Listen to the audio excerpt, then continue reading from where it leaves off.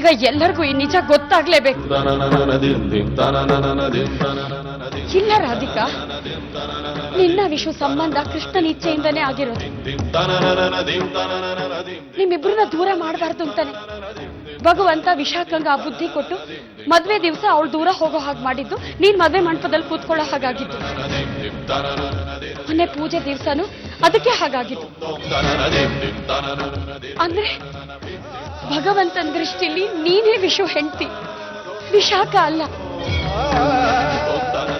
ನಿನಗ್ ನ್ಯಾಯವಾಗಿ ಸಿಗ್ಬೇಕಾಗಿರೋ ಸುಖ ಸಂತೋಷ ನಿನಗ್ ಸಿಗಲೇಬೇಕು.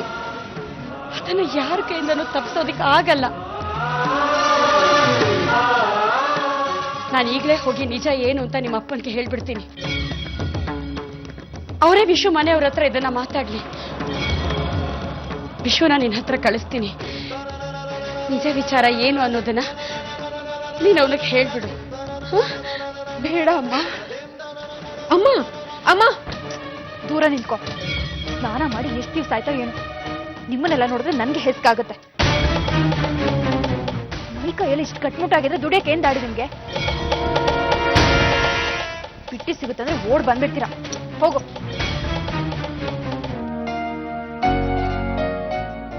ವಿಶು, ರಾಧಿಕಾ ನಿನ್ ಹತ್ರ ಏನೋ ಮಾತಾಡ್ಬೇಕಂತೆ. ಬೆಳಿಗ್ಗೆಯಿಂದ ಅಳ್ತಾ ಇದ್ಲು, ಯಾಕೆ ಅಂತ ಗೊತ್ತಿಲ್ಲ. ನೀನ್ ಅವಳ ಹತ್ರ ಹೋಗಿ ಮಾತಾಡಪ್ಪ, ಅವಳೇ ಹೇಳ್ತಾಳೆ. ಸರಿ. ನನಗೆ ಯಾಕೋ ವಿಶಾಖನ ಮರ್ತನೆ ಒಂಚೂರು ಹಿಡಿಸಲಿಲ್ಲ. ನಾನು ಕ್ರಮೇಣ ತಿದ್ಕೋತಾಳೆ ಅಂತ ಅನ್ಕೊಂಡಿದ್ದೆ. ಇಲ್ಲ ರೂಪು, ನನಗೇನೋ ಅವಳು ಬದಲಾಗ್ತಾಳೆ ಅನ್ನೋದ್ರಲ್ಲಿ ಅನುಮಾನ. ವಿಶಾಖ ಧರ್ಮಾಧಿಕಾರಿಗಳ ಹೆಂಡತಿ, ಅವಳಿ ಸಂಪ್ರದಾಯನ ಮುಂದುವರ್ಸ್ಕೊಂಡು ಹೋಗ್ತಾಳೆ ಅಂತ ನಂಗನ್ಸ್ತಾ ಇಲ್ಲ ರೂಪು. ಅವಳು ತಿಳುವಳಿಕೆ ತಂದ್ಕೊಳ್ತಿದ್ರೆ ತುಂಬಾ ಕಷ್ಟ ಆಗುತ್ತೆ. ಆ ದೇವರೇ ಅವಳು ತಿಳುವಳಿಕೆ ಕೊಡಬೇಕು. ವಿಶಾಖ ವಿಷು ಮೇಲೆ ನಮ್ಮ ಕುಟುಂಬದ ಆಸೆ ಕನ್ಸುಗಳು ನಿಂತಿದೆ. ಅವರಿಬ್ಬರ ಮೇಲೆ ನಮ್ಮ ಸಂಸಾರದ ಸುಖ ಸಂತೋಷ ಅವಲಂಬಿಸ್ಕೊಂಡಿದೆ. ಅವರಿಬ್ಬರೇ ನಮ್ಮ ಮನೆತನದ ಭವಿಷ್ಯನ ನಿರ್ಧಾರ ಮಾಡೋದು. ಆದ್ರೆ ವಿಶಾಖ ಇದ್ಯಾವುದನ್ನು ಅರ್ಥನೇ ಮಾಡ್ಕೊಳ್ತಾ ಇಲ್ಲ. ನೀವು ಅವಳಿಗೆ ಸ್ವಲ್ಪ ಬುದ್ಧಿ ಹೇಳಿದ್ರೆ ಅವಳು ತಿಳ್ಕೊಳ್ಬೋದು. ದಯವಿಟ್ಟು ನೀವು ಅವಳಿಗೆ ನಿಧಾನವಾಗಿ ತಿಳಿಸಿ ಹೇಳ್ತೀರಾ? ನಾನು ಅವಳ ಹತ್ರ ಮಾತಾಡ್ತೀನಿ ಬಿಡಿ. ಅವಳು ಇವತ್ತು ದೊಡ್ಡ ತಪ್ಪು ಮಾಡಿದ್ದಾಳೆ. ನೀನೇನು ಚಿಂತೆ ಮಾಡಬೇಡ. ನಾನು ಅವಳ ಹತ್ರ ಮಾತಾಡಿದ್ದೀನಿ. ಅವಳು ತಾನೇ ಅವ್ರ ಹತ್ರ ತನ್ನ ಅಪ್ಪನ ಹತ್ರ ಕ್ಷಮೆ ಕೇಳ್ತೀನಿ, ಇನ್ನು ಮುಂದೆ ಇಂಥ ದೊಡ್ಡ ತಪ್ಪು ಮಾಡಲ್ಲ ಅಂತ ಹೇಳಿದಾಳೆ. ಅವಳಿನ್ನು ಚಿಕ್ಕವಳು. ಮೊನ್ನೆವರೆಗೂ ಶಾಲೆಗೆ ಹೋಗಿ ಆಟ ಆಡ್ಕೊಂಡಿದ್ದವಳು. ಅವಳ ಮೇಲೆ ಎಷ್ಟು ದೊಡ್ಡ ಜವಾಬ್ದಾರಿ ಹೆಗಲೇರಿದೆ. ಅವಳು ಹೇಗೆ ನಿಭಾಯಿಸ್ತಾಳೆ? ಅದಕ್ಕೂ ಸ್ವಲ್ಪ ಸಮಯ ಬೇಕಲ್ವಾ?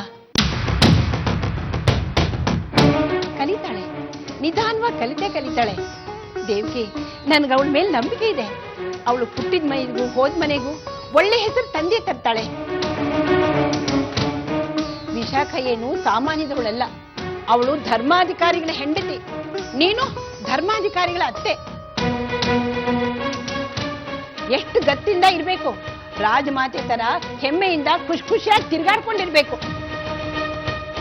ಅದ ಬಿಟ್ಬಿಟ್ಟು ಅಳುಮೋರೆ ಹಾಕೊಂಡು ನಿಂತಿದ್ಯಲ್ಲ ಬಾಬಾ. ನಿನಗೆ ಗೊತ್ತಾ, ನನ್ನ ಮಗಳು ಒಬ್ಬ ಧರ್ಮಾಧಿಕಾರಿ ಹೆಂಡತಿ ಅಂತ ಹೇಳ್ಕೊಳ್ಳೋದಕ್ಕೆ ನನಗೆಷ್ಟು ಹೆಮ್ಮೆ ಅನ್ಸುತ್ತೆ ಅಂತ. ಅಷ್ಟು ಗೌರವದ ಸ್ಥಾನಮಾನದಲ್ರೋ ನೀನು ಒಂದು 4 ಒಳ್ಳೆ ಕೆಲಸ ಕಾರ್ಯಗಳನ್ನು ಮಾಡಬೇಕು. ಅದರಿಂದ ನಮ್ಮ ಮನೆತನದ ಗೌರವ ಘನತೆ ಎಲ್ಲ ಜಾಸ್ತಿ ಆಗತ್ತಲ್ವಮ್ಮ. ಅದ್ರ ಬಗ್ಗೆ ನಿನಗೂ ಅಭಿಮಾನ ಇರಬೇಕು. ಹೇಳು, ಇದ್ರ ಬಗ್ಗೆ ನಿಂಗೆ ಆಸೆ ಇಲ್ವಾ?